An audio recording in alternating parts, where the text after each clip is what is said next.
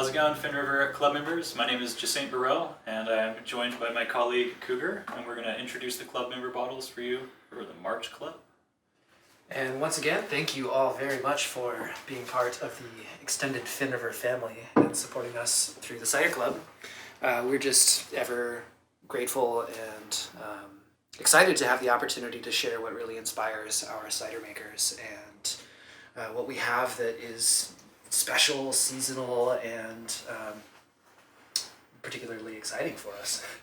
So to kick it off here for our Cider Club members, we have a special cider for us, the Blue Hewe, which is one of the Orchard Series ciders produced from apples that we grow here on the Finnriver farm. And in particular, we're looking to some of our early harvest fruit,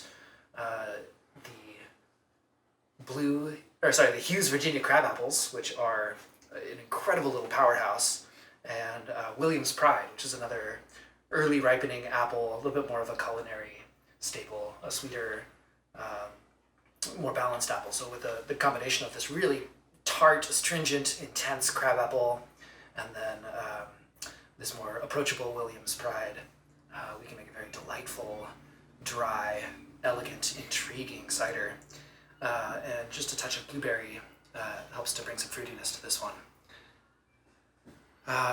This one is definitely a very variable cider. Some of you who have been enjoying the Blue Hewe for a long time will notice that depending on how our blueberry harvests go every year, this one can be a little bit sweeter, a little bit more fruity, or a little bit more dry and delicate. And this batch is certainly celebrating the Hewe's Virginia crab apple more than anything else. It's really giving you that dry, bright, intense, and astringent quality of the crab apple. Next up. Alrighty. Next up for our club members, we are featuring one of our specialty crew releases, which is called Finflus. I almost wanted to say Finflusse, which is a previous cider that we've made in the past. This one is called Finflus. Flus is German for river, so kind of the idea of this one, the name is really just Finnriver. And we wanted to approach a Berliner Weisse style sour, or kind of like a lambic style sour with this. So the main idea is we're taking the cider that's been fermented out of more contemporary style apples, so thinking like Gala's, Granny Smith's, those kinds of things. It's then been aged on cranberry skins. They're cranberries that we press to use the juice for another cider. And we've also pitched a lactobacillus and pediococcus blend to give it that lovely lambic style twang. So a soured cider, not necessarily a sour cider, and not to be confused with tartness necessarily, but definitely looking for that kind of bright, crisp fruitiness, a little bit of a tang. And traditionally Berliner Weisse style sours would be served with like a shot of a simple syrup. So this is something that definitely has that nice base that you could add a nice little shot of simple syrup, or dare I mention, brandy wine. I fell in love with this one right away. It is just really bright. It's really bright. Yeah. Very, very subtle cranberry.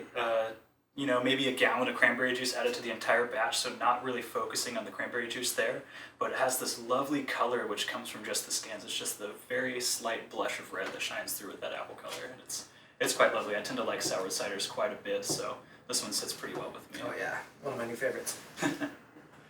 Moving on, we have a classic for us. This is the Solstice Saffron. And this one is one that we bring out every winter as a seasonal release to bring some warmth into those cold months.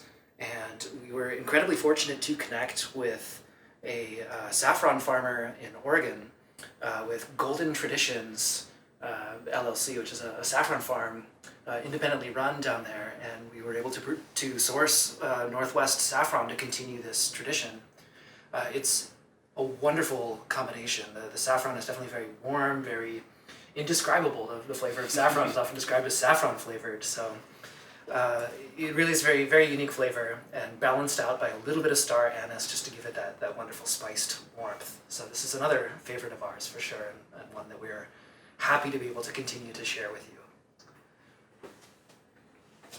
Alrighty, next up on the lineup for our Crow Club members is Sibra, which is a Spanish-inspired style cider. So this is something we have done in the past. It actually started its life as a specialty crew project one of our special crew selections, and has since become a fully fledged traditional cider that we serve pretty regularly. We actually haven't seen it for a couple years, but it's back and it's ready for action, so to speak. So a Spanish-style sidra is typically fermented wild in an open-air tank, inviting natural yeast and kind of this natural souring process to get in there.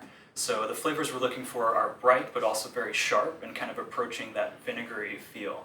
It's something that stands up very well to fattier foods. In my opinion, I like to have this with like a burger, or have this with like some prosciutto or some nice cheeses to really cut through those fatty foods very well. Again, it has that nice kind of vinegary twang to it, but it is very bright. It's not something that's going to coat your mouth and kind of sit there after you swallow. So yeah, twangy is a good operative word. Twang is a good operative word, yeah. It's personally not something I liked when I first tried it, and it's one of those ciders that really, really grew on me as I started to have it with more meals, and have it, like I said, with those fattier foods. It really stands up nicely. Yeah, I'm really, really pleased to see this one return to the lineup. It's been a while. Cider's a favorite of mine. All right. Speaking of favorites, this one has been incredibly popular for us, the Autumn's Blush. The idea behind the Autumn's Blush was to give a little bit more of an elegant, classic presentation of one of our signature blends of cider, which is the Black Currant. And this is a very light take on that, just a kiss of the black currant to give it a really, really approachable tart flavor. So this one's light, effervescent, elegant, and just quite a wonderful favorite for us. It goes with everything. It really does. It's pretty easy drinking. I mean, it's something when folks come in here and they say, I don't know, I drink wine or I drink beer and I haven't tried cider. I kind of like to start them here. As opposed to something like the pear or something a little sweeter. I like to start them here because it hits that note of being pretty dry, but not being too bitter, not being too acidic, just very approachable all around. Definitely, and close to heart for all of us with the blend of black currant and apple. Totally. Right. Alrighty. So last up on our club tasting menu is the newest addition to our Sojourn series. So with those of you who have been kind of watching the transformation of these, we first kind of introduced them as an orchard series, and we decided to start creating this Sojourn lineup or Sojourn series of ciders. So it's this notion of traveling, having new experiences, and learning from that. And this new addition is called Sweet Ashmeads. So if you're confused about which one you have, you can definitely see we've actually named which cider is in them on the back here. So there's a 3 now in the Sojourn lineup. 3 now in the Sojourn lineup. Yep. Sweet Ashmeads is definitely the sweetest cider that we've ever kind of brought into this orchard series or Sojourn lineup, I would say. Not to confuse that with it not being delicious. It's actually very, very delightful. And these are Ashmeads kernel. It's a single varietal, which typically you only need about 80% of the juice coming from one apple variety for it to be a single varietal. I believe we've thought that this sits at about around 97% of pure Ashmeads kernel. Or upwards, which is pretty incredible. Ashmeads kernel is actually one of my favorite apples after working here. It's rather tart, but it has a great balance of sweetness as well.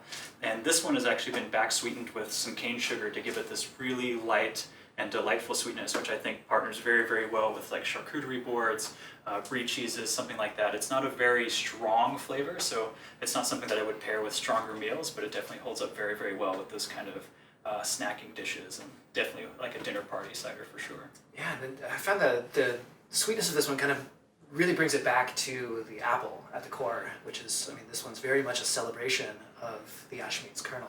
Definitely. And a way to kind of explore what can be brought out from that fruit through fermentation. Mm-hmm. And the way I understand it is our cider maker really tried to play with that a little bit. It did many different fermentation styles to really pull the most flavor out of this fruit before blending them back together. Yeah, 3 different fermentation styles and different types of yeast involved in those fermentations as well, and they've all been kind of brought back together in this quite delightful blend. It's something that I wasn't expecting to enjoy, being someone that typically likes drier stuff, but it's definitely something I'll be adding to my arsenal for my next Thanksgiving meal. I'm going to drink it sooner than that. Right on. Thanks for joining us, and thanks again for being a club member. Again, my name is Jacinth. And I'm Cougar. And we hope you guys have a lovely spring and are staying safe out there. We couldn't wait to try our sweet Ashmeads. So, cheers, everybody. Thanks once again, and we'll see you in our next club pickup. Salute. Salute.